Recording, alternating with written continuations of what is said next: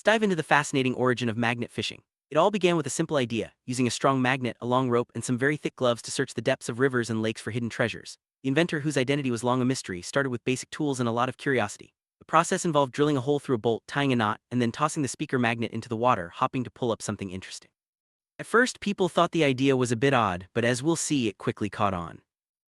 Early days of magnet fishing were all about improvisation. The inventor used very thick gloves to protect his hands, a long rope for reach, and a strong flexible wire to secure the magnet. These simple tools were enough to get started, but they also required a bit of creativity and problem solving. Drilling a hole through the bolt and tying a secure knot ensured the magnet wouldn't get lost in the water. This DIY approach set the stage for what would become a popular hobby around the world.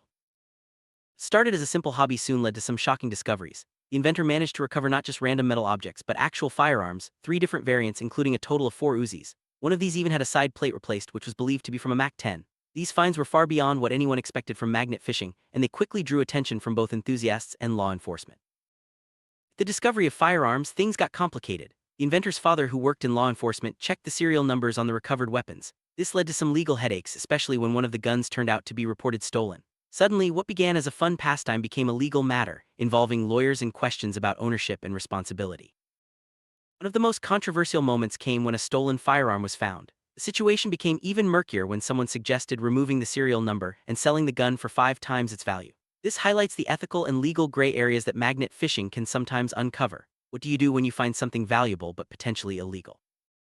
When the inventor shared his experiences online, the response was mixed. Some people thought the idea of magnet fishing was silly or even dangerous. Others were intrigued and decided to give it a try themselves. The community grew as more people posted their own finds and stories, turning magnet fishing into a viral trend, but with popularity came scrutiny and debate. As magnet fishing videos gained traction, others tried to replicate the process. Some used similar setups, like a rectangular magnet with a rope, but not everyone had the same results. While some found interesting objects, others ran into trouble or failed to find anything at all. This shows how a simple idea can spread quickly, but not always with the same outcome. Surprising aspect of magnet fishing is the concept of insurance without premiums. Some people intentionally hide firearms or valuables underwater in ponds, lakes, or rivers as a way to keep them safe from theft or loss. This practice raises questions about legality and safety, especially when these items are discovered by others. One thing that stands out in the world of magnet fishing is how intentions often differ from outcomes. What starts as a harmless hobby can lead to unexpected discoveries, legal issues, and even regret. The inventor himself wished he had kept the idea to himself, as the consequences were far more complicated than he ever imagined.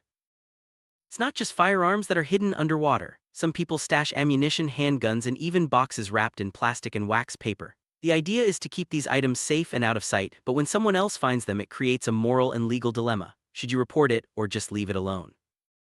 Finding something valuable or dangerous underwater puts people in a tough spot. Do you call the police, or is it better to mind your own business? The laws around these discoveries are changing, and people are starting to face criminal charges for possessing items found in the water. It's a reminder that good intentions don't always protect you from legal trouble. As magnet fishing becomes more popular, authorities are cracking down. People are being charged with crimes like historical interference and illegal possession of firearms. Even if the items have been underwater for years, the law doesn't always see it as harmless. This has made some enthusiasts think twice before sharing their finds. There's a growing belief that some things are better left undisturbed. War relics and historical artifacts, for example, should stay where they are. Just as you wouldn't dig up a Civil War battlefield, it's important to respect the history and significance of what lies beneath the water. Sometimes, the best choice is to leave things as they are. As more stories come to light, perspectives on magnet fishing are shifting.